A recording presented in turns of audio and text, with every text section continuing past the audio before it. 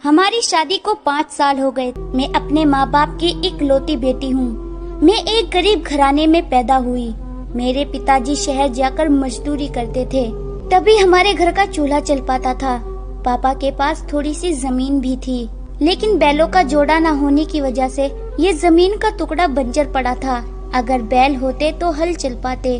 पापा गांव से रेत भरकर शहर ले जाते थे, जहां एक मंदिर बनाया जा रहा था। वहां उनकी मुलाकात आकाश नाम के एक मिस्त्री से हुई, जो बैलों के एक जोड़े का मालिक था। वे उनको बेचना चाहता था। पापा ने उससे कहा, तुम्हारे बैल अच्छी नस्ल के और जवान हैं, तुम्हें इन्हें बेचने की जरूरत क्यों पड़ गई? वह बोला, मुझे शादी करनी है, मैं इन्हें बेचकर शादी करूंगा। हमारे पास जमीन तो है नहीं, बैल रखकर क्या करूंगा? पापा को वो लड़का पहले ही पसंद आ चुका था, इसीलिए पापा ने उससे तुरंत कह डाला कि अगर मैं अपनी बेटी का रिश्ता बैलों के बदले तुम्हारे साथ कर दूं, तो क्या तुम उसे अपनाने के लिए तैयार हो? मेरे पास 4 एकड़ जमीन है, वहाँ कुआं भी पास ही मौजूद है, और बैल हो तो हमारी जिंदगी आसान हो जाएगी और तुम्हारा घर भी बच जाएगा। वे कहने लगा, मुझे मंजूर है, तुम ये बैल आज ही ले जाओ, मैं कल तुम्हारे घर पर आकर बाकी मामले तय कर लूँगा। अगले दिन आकाश हमारे घर आ गया, क्योंकि कई सालों से हमारी जमीन बंजर पड़ी थी। इसीलिए पापा ने बैलों के जोड़े के बदले में मेरी शादी आकाश से करवा दी और बस मुझे एक जोड़ा पहनाकर आकाश के घर भेज दिया। शादी के अगले दिन पापा कहने लगे, बेटी चली गई है और घर में बैलों का जोड़ा भी आ गया। सौदा बिल्कुल भी बुरा नहीं है, लेकिन जब उन बैलों के गले में घंटी बजती तो मेरी माँ को उन घंटियों की टन टन की आवाज मेरी याद दिलाती थी। यहाँ तक कि कभी कभी तो उसकी आंखों में आंसू भी टपक पड़ते थे। मगर पापा इस सौदे से बहुत खुश थे। फिर एक दिन वो माँ से बोले, 2 सालों से कुएं से एक डोल भी पानी बाहर नहीं निकाला गया, इसीलिए कुआं वीरान पड़ा है। अब बैल हाथ आए हैं तो अब कुएं में पानी खत्म हो गया, लेकिन खैर बैल आ गए हैं तो सब सही हो जाएगा। बस अब इन्हें सर्दी से बचाना, वरना हम फिर से खाली हाथ न रह जाए। खैर दिन गुजरने लगे। मैं ससुराल में बहुत खुश थी और मैं खुशकिस्मत हूँ कि मुझे आकाश जैसा कमाऊ और संस्कारी पति मिला। वे मेरे दुख सुख का साथी था। मैं उसे पाकर बहुत खुश थी, वह भी मुझे पाकर बहुत खुश था। एक दिन कहने लगा, तेरे जैसी पत्नी 2 बैलों के बदले में मिल गई। मैंने बड़े फायदे का सौदा किया है। भला बैलों में क्या रखा है? तू हंसती है, मुस्कुराती है, मेरा ख्याल रखती है। तू मेरे लिए किसी दौलत से कम नहीं है। ऊपर वाला हमारी जोड़ी हमेशा बनाए रखे, बस उम्र भर हम साथ रहे। उसे मुझसे बहुत लगाव था और वे मेरी बहुत कद्र करता था। अपने गांव में उसने मेरे लिए पक्का और खूबसूरत घर बनवाया। उस घर में मेरे अलावा मेरे सास ससुर और मेरे 2 देवर और एक जेठ जी रहते थे। वे भी कमाऊ थे, मतलब ये कि बहुत ही खुशहाल घराना था और शहर भी उनके गांव से नजदीक ही था। ये गांव इतना बड़ा नहीं था। मुझे यहाँ आकर जिंदगी का सुख और हर खुशी मिल गई। पति अच्छा हो, प्यार करने वाला हो तो औरत को और क्या चाहिए। ऊपर वाले ने हमें 3 बच्चे दिए। हम बहुत खुश थे कि अचानक मेरी जिंदगी में भूचाल आ गया। वक्त ने करवट ली, हमारे हालात बदल गए।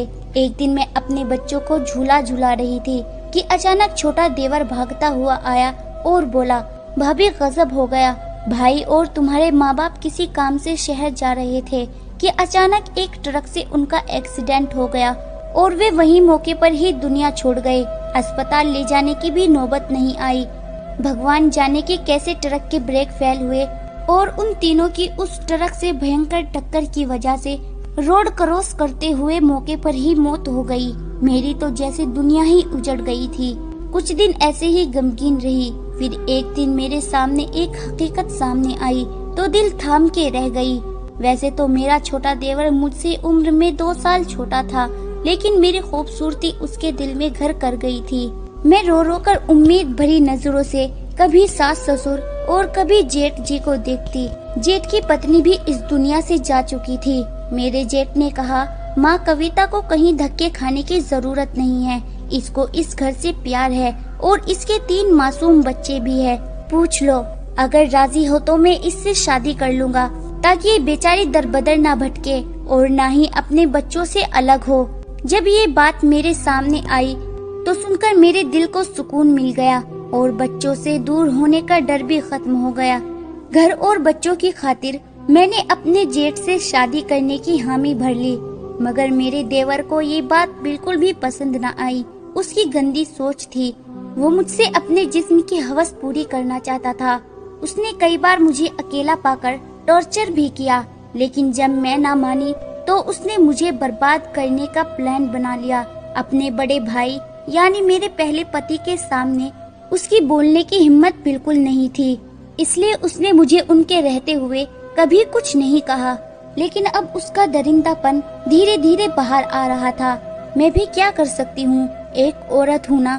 खुद को जमाने की गंदी नजरों से बचाने के लिए हमसफर की जरूरत तो पड़ती ही है, लेकिन जो जिंदगी भर साथ निभाने वाला साथी था वो तो अब इस दुनिया में ही नहीं रहा। खैर, जेठ से मेरी शादी का तय किया गया। दिन भी आन पहुंचा, मंडप सजाया गया। लेकिन जैसे ही फेरों का वक्त हुआ तो गांव का एक बहुत बड़ा जमींदार पुलिस के साथ दौड़ते हुए आया और मेरे जेठ यानी मेरे होने वाले पति पर इल्जाम लगा दिया कि उसने जमींदार के घर में घुसकर चोरी की है। इल्जाम सही था या गलत ये तो कोर्ट तय करेगा, लेकिन फिलहाल उसको जेल जाना था, क्योंकि ये इल्जाम गांव के ऐसे आदमी ने लगाया था कि पुलिस भी उसकी मुट्ठी में थी। जेठ जी के जेल जाने के बाद छोटे देवर ने तुरंत अपना सर उठा लिया। उन्होंने कहा, अब जमींदार का जुर्माना भरकर ही भाई को रिहा कर सकेंगे, मगर पैसे कहाँ से आएंगे? उसकी नजर तो पहले से ही मुझ पर थी। फिर उसने अपनी माँ से आहिस्ता से कहा कि मेरी एक आदमी से बात हो गई है, उसने भाभी को 50,000 रुपए के बदले खरीदने की हाँ भर ली है। 50,000 जमींदार को देंगे तो तभी भाई जेल से बाहर आ सकता है। सौदा तय हो गया। दोनों देवर मेरे पास आए और कहा, भाभी तैयार हो जाओ, आज तुम्हें मौसी के घर जाना है। मैंने कहा, क्यों?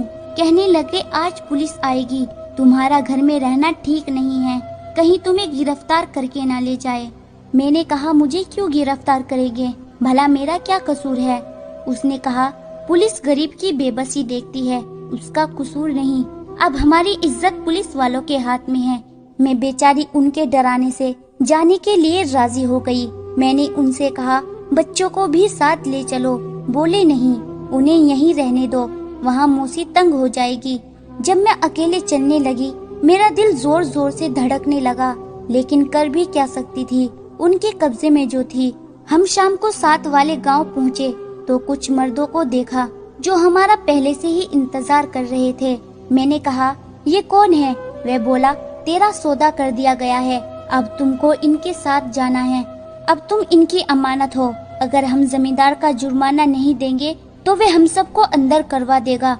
मैंने कहा, जालिमों, मेरे बच्चों का तो सोचा होता, तुम बेफिक्र हो जाओ, वे हमारे भी बच्चे हैं, उन्हें कोई तकलीफ नहीं होगी, अब तुम जाओ। ये सुनकर मैं रोने लगी। मैं अपने देवर के पाँव में पड़ गई। मुझे ना भेजो, मैं मेहनत करके तुम लोगों को पैसे दे दूंगी। मगर उस जालिम ने मेरी एक ना सुनी और मुझे उनके हवाले करके चला गया। मैं बिलक बिलक कर रोने लगी, लेकिन उसे मुझ पर कोई रहम न आया और जल्दी से मुझसे पाँव छुड़वा कर चला गया। तभी खरीदार कहने लगा, कविता, तुम रो मत, मैं तुम्हें कोई तकलीफ नहीं दूंगा।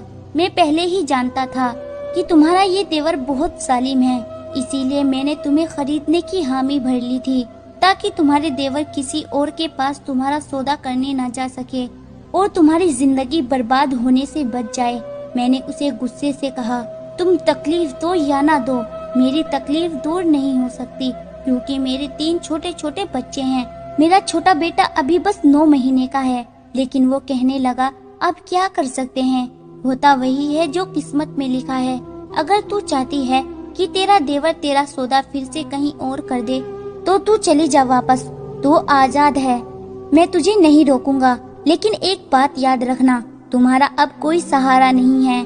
माँ बाप और तुम्हारा पति आकाश पहले ही दुनिया छोड़कर जा चुके हैं और अब तुम्हारा होने वाला पति भी हवालात में है। तुम्हारा देवर मौका पाकर तुम्हें फिर से बेचने की कोशिश करेगा और जरूरी नहीं है कि तुम्हें दोबारा कोई अच्छा इंसान मिल सके। तुम अब सुरक्षित हाथों में हो। बेहतर यही रहेगा कि मुझसे शादी करके आराम से बाकी जिंदगी गुजार लो। रोने धोने का कोई फायदा नहीं है। उसने मुझे समझा बुझा कर तैयार कर ली। मैं मजबूर थी, कहाँ जाती। फिर हमने शादी कर ली। कुछ दिनों के बाद खबर मिली कि मेरे पहले जेठ को जमींदार के घर में चोरी करने के जुर्म में सजा हो गई। भगवान जाने उन पर लगाया गया वे चोरी का इल्जाम सच था या झूठ, या फिर मेरे जेठ को अपने रास्ते से हटाने के लिए इसमें भी मेरे देवर की ही साजिश थी। क्योंकि मैं अपनी जेठ को बहुत अच्छी तरह जानती थी, उनकी आदत बहुत अच्छी थी, वे चोरी नहीं कर सकते थे। लेकिन गवाहों और झूठे सबूतों के आगे किसी की नहीं चलती है। मैं तो बस अब यही प्रार्थना कर सकती हूँ कि भगवान मेरे जेठ को जल्द से जल्द रिहा कर दे और उन्हें एक अच्छी जिंदगी दे। मैं खुश तो नहीं हूँ, लेकिन फिर भी ऊपर वाले का शुक्र अदा करती हूँ कि उसने मेरी जिंदगी बर्बाद होने से बचा ली। मेरा खरीदार ही अब मेरा आखिरी सहारा है। मैं दुआ करती हूँ कि ऊपर वाला इन्हें हमेशा खुश रखे, जिसने मुझे नई जिंदगी दी है, वरना मेरे देवर ने मुझे बर्बाद करने में कोई कसर नहीं छोड़ी थी। ये तो मेरी अच्छी किस्मत थी। मेरा खरीदार अच्छा इंसान निकला, जिसकी वजह से मैं दरबदर भटकने से बच गई। दोस्तों, आपको क्या लगता है, क्या वाकई मेरे जेठ को चोरी के जुर्म में फंसाने वाला मेरा देवर ही था? कमेंट करके हमें जरूर बताएं। और मुझ पर बीती हुई इस दर्द भरी जिंदगी के बारे में आपका क्या कहना है, ये भी कमेंट करके बताना मत भूलना। वीडियो को लाइक कर दीजिए और इसी तरह की कहानियाँ लगातार देखने और सुनने के लिए हमारे चैनल को सब्सक्राइब करके घंटी को दबाकर ऑल पर सेट कर लीजिए, ताकि आने वाली वीडियो का नोटिफिकेशन आपके पास तुरंत पहुँचे। मैं मिलती हूँ आपसे अगली वीडियो में, तब तक के लिए धन्यवाद।